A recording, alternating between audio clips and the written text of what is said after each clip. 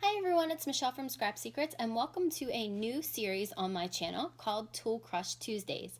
So every Tuesday, or as close to it as I can possibly get, I am going to bring you a new tool that I have in my craft room that I absolutely love.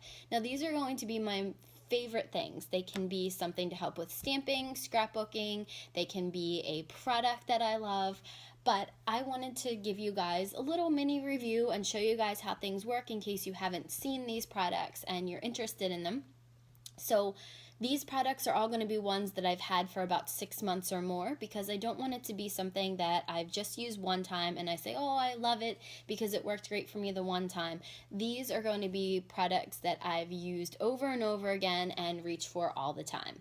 So the first one is the MISTI, the most incredible stamping tool invented. It's by My Sweet Petunia, and it absolutely has been so helpful in stamping. If you're doing mass producing like I was this Christmas for my Christmas cards, this is a lifesaver. Also, if you're doing multi-layering stamping, the ones that are very realistic looking, which is what we're going to do in a minute, I'm going to show you how to do that.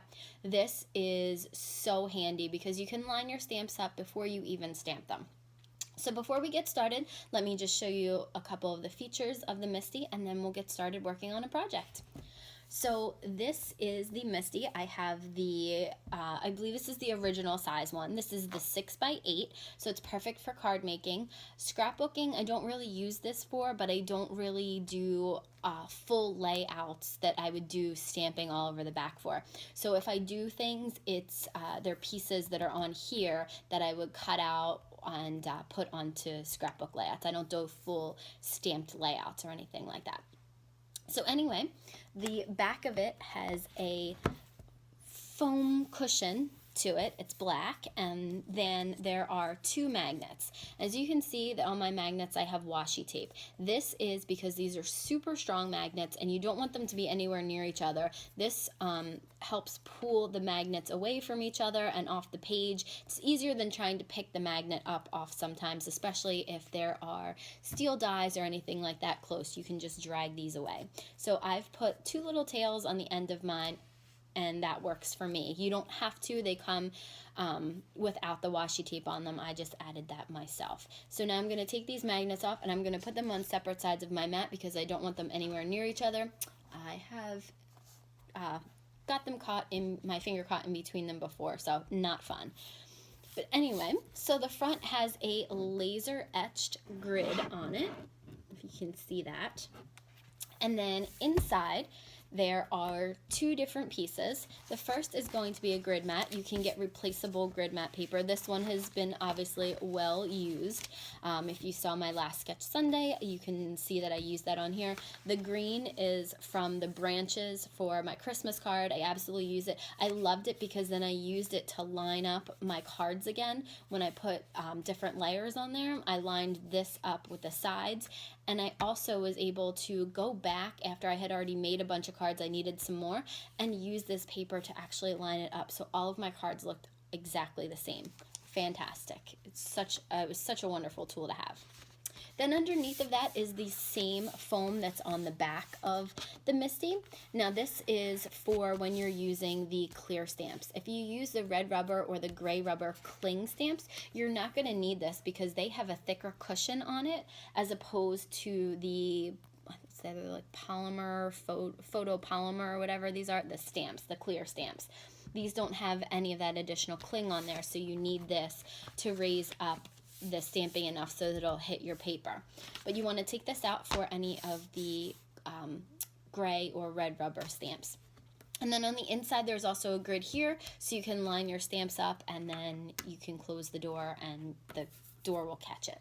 So we are going to be using the photopolymer clear stamps. So put the black pad back in there, and then I'm going to put my grid mat on top of it. So since we're just going to be stamping on a scrap piece of paper, it doesn't really matter where this goes. You can line it up. What I normally do is line it up in the corner here so that if anything slips, then I actually know that it just lines right up in the corner and my project will line up perfectly for the next time that I stamp. So usually what I do is I kind of move the magnets closer to where my image is if you have a large scrap piece of paper in here. That way it holds the image, the paper closer to the image, so hopefully it won't move.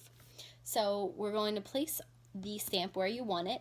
This stamped side, the side that you're going to ink up, is going to be down on the paper.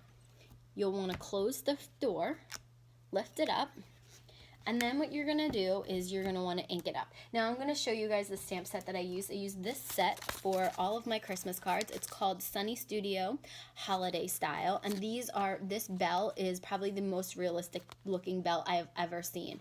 The ornament is fantastic as well. There's bows on top of it. This tree branch I used, and then I used the hook and I put the ornament on top of it. It just looked phenomenal when I put these cards together. It was probably my favorite, the most favorite card that I have done at Christmas time. So anyway, we are going to be using some Hero Arts Shadow Ink in Mid-Tone Pool. We're also going to be using the Heidi Swap Teal color. And we're also going to be using Hero Arts Shadow Inked Soft Granite. Now, I just picked these colors randomly from the stamp swatch that I created. So this one is the pool. I'm just trying to make sure that I have the lighter color first. So the teal is actually the lighter color. This is the teal, and then this is the pool. Now, I've swatched things out so that I can quickly determine what colors I want on my project. It's a great thing to do if you guys have not done it. I highly recommend it. It may be a future tool. So now I've inked it up, and I know that I have not inked this up very well because I can see that there's still spots on the stamp that are not clear. So if you look at it, yes, there are definitely white spots and spots that I didn't do. So now if you were just using a regular stamp block, you would have to try to line it up exactly. And if it's just a circle, that's not a big deal, but this has some glare to it, so you want to make sure that you line it up in the right place. So we are just going to stamp it down again, and it's going to stamp right exactly over where that image was. I tend to just rub right over where the stamp was. And look at that. It's stamped better, but I can always stamp it one more time.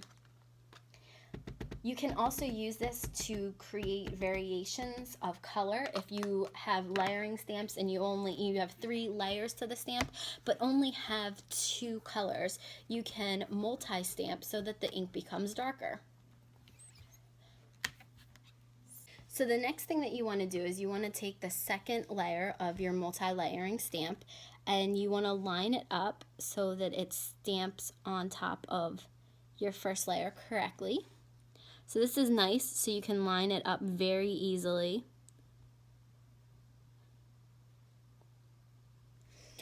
And then you're going to do the exact same thing. Oops, I'm going to take this one off, and then do the exact same thing with the second color. So we're going to be using Pool, Mid-Tone Pool from Hero Arts.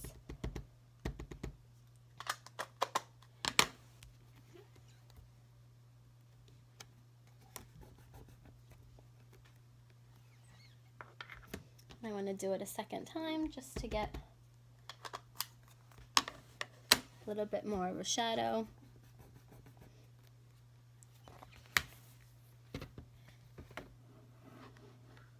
And there is your ornament.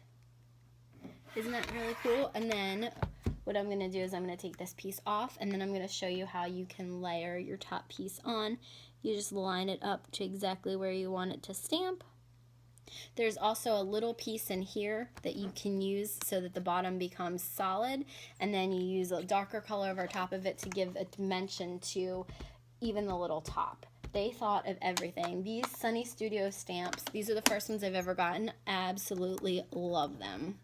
Again, just got them, so I won't be doing a review on them right away, but after I use them a lot, I will. So, here is the image. All done.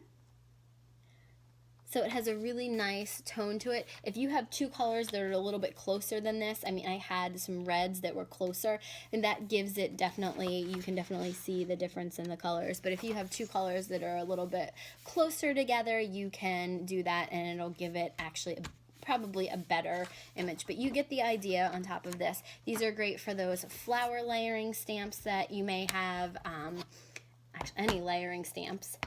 And any stamps like this that you have. So, okay, so I put the magnets on the bottom of my MISTI, and then I'm all done. So that's how you use the MISTI. First Tool Crush Tuesday video taken care of. So thank you guys so much for watching. If you have any comments or questions, please feel free to leave them below. And if you like this, please give it a thumbs up. And if there's a tool that you want to know more about and you think that I may have, please leave that below and I will get around to reviewing it. Thanks for watching, and I will see you again real soon. Bye!